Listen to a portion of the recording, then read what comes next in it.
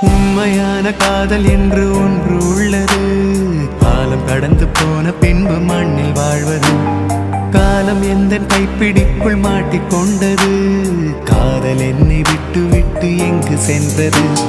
கடவுள் வந்து பூமி மீது வாழும் போதிலும் காதல் தோல்வியாகும் போது சாக தோன்றிடும். காதலின்றி பூமி மீது வாழ நேர்ந்திடும். கொஞ்ச நேரம் கூட நரகம் போல மாறிடும்.